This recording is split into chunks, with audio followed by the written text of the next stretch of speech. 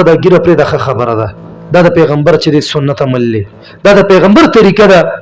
نو ګوره ته چې ای نوجوانه ته چې په دې مخ باندې چاله راکاږي که نه نو خفه کېږه ما دا ته د خپل خوب پیغمبر په زړه باندې چاله راکاږي دا ته د هغه په سنتو باندې چاله راکاږي نو زه د زړه د درد نه تا ته دا درخواست کوم چې ته په دې چې مخ باندې چاله راکاږي نو دغه ټایم کې لږ سوچ وکړه که نه چې دا ګیره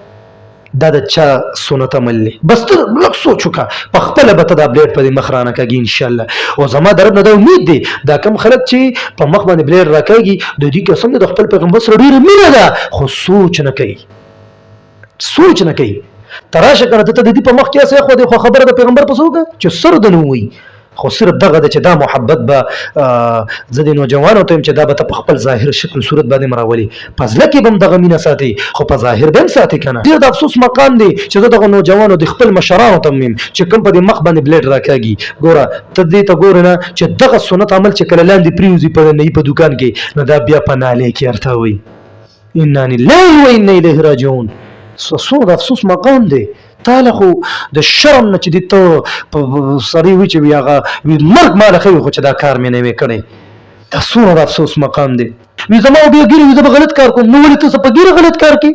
دا ګیره د مذکر حضراتو د بدن حصه ده څنګه چې دا غوږ د بدن حصه ده نو دغه رنګې دا ګیره د بدن حصه ده نو تا چېرته دا ویلي دي چې زما غوږ دې زه ګناه کوم ته چېرته دا ویلي دي چې زما سترګې دې زه ګناه کوم نو څنګه چې تا د سترګې الله درکړي دغه رنګې ګیره هم تا الله درکړې ده نو ته ولې دا ګیره د بدن نه جدا کې د بدن نه مه جدا کوه دا د پیغمبر طریقه ده او یو خبره درته وکړم کو چېرې دا ګیره دا د الله نه وي خوښې یعنی دا ګیره د الله نه وخوخه نو 1,24,000 کم او بیش پیغمبران تیر شوي دي او داسې یو روایت به معلوم نشي چې د یو پیغمبر دی یعنی مطلب د هغه ګیره نه وه بلکې دا ده چې د ټولو پیغمبرانو ګیره وه الله رب العزت په تمام مخلوقاتو کې د ټولو بهترین مخلوق څه پیدا کړي دي پیغمبران که نه پیغمبران پیدا حضرت آدم علیه السلام نوح علیه السلام دا ټول پیغمبران بیا زموږ ستاسو پیغمبر حضرت محمد نو دا ټول پیغمبران د تمام مخلوق نه بهتر دی که نه خو د هغې ګیره وه نو معلومه شوه چې د الله تعالی د ګیره ډېره خوښه ده ډېره خوښه ده ځکه یې خپلو پیغمبرانو نه ورکړه او بیا دغه باره کې الله وی قرآن کې الله فرمایي سورة 3 کې لقد خلقنا الانسان في احسن تقویم الله وی ای نوجوانه ای زما مشره زه د زړه د درد ته ته دا خبره کوم چې ته پر خپل مخ باندې بلیډ راکاږي نو خفه کېږه مه که نه ته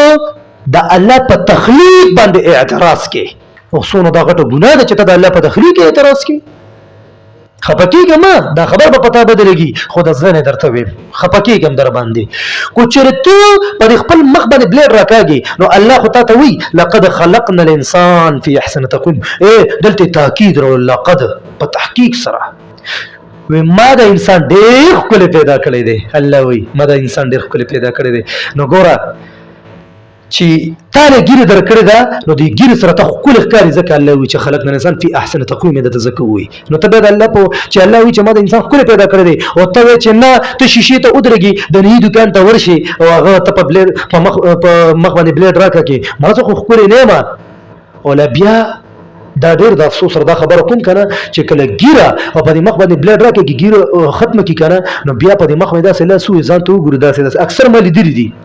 زه بیا دا خبره بیا کوم ګوره دا زه په طنز نه یم دا زما ملګري دي زما مسلمان ورور دي قرآن کې وایي چې انما المؤمنون اخوه مسلمان د مسلمان ورور دی حدیث کې راځي المسلم اخو المسلم چې مسلمان د مسلمان ورور دی نو زه د ته د درد نه دغه کسانو ته خبره کوم چې په دې مخه پکېږي چې زه ته دا خبره کوم چې ته دا ته اعتراض کې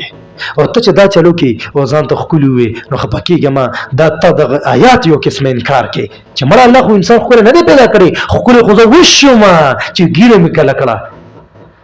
خو دا ګیره دا داسې عظمت والا شیز دی زه تا ته څه ووایم ډېر داسې کرته وي چې د ګیرې د وجې انسان بیا ګناه هم نه کوي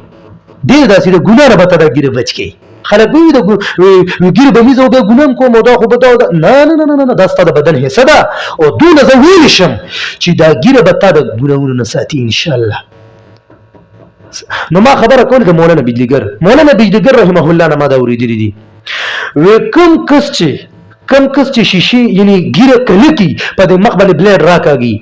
او دې شیشې ته وګوري او دې بیا په مخ لاس راکاږي او دې وایي چې زه ښکلی شم ګوره ښه دیوی چې زه ښکلی شم. نو مولانا بیلیګر رحمه الله چې ټولې منې او د زړه نه منې او ټول په زړه کې د هغه مینه محبت دی، نو کو زما دا خبرې نه منې نو هغه دا وایي چې مولانا بیلیګر رحمه الله وایي چې کوم کس داسې عمل وکړي که نه نو دی په هغه سات باندې کافر شي، په هغه سات باندې کافر شي. ولې د الله تعالی په تخریق اعتراض وکړو؟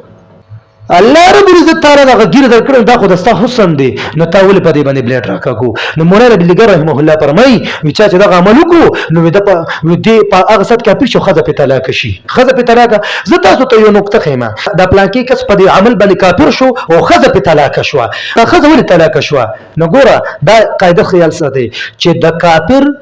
خزه او د مسلمان سړي یا د مسلمان سړي د کافر خزه په میانس کې نکاح نکېږي، نکاح نکېږي. نو دی خو چې کله نکاح کوو دوی خو دواړه مسلمانانو، او اوس چې د کوم عمل وکړو د کوم عمل د وجې چې دی کفر ته ورسېدو، کافر شو، ایمان ته ووتو، نو دی به اوس د ده مطلب دا نو دی خو کافر شو هلته ښځه مسلمانه ده، نو دا په دې وجه ورته ویل کېږي چې ښځه پرې طلاقه شوه. په دې قاعده پوه شوې؟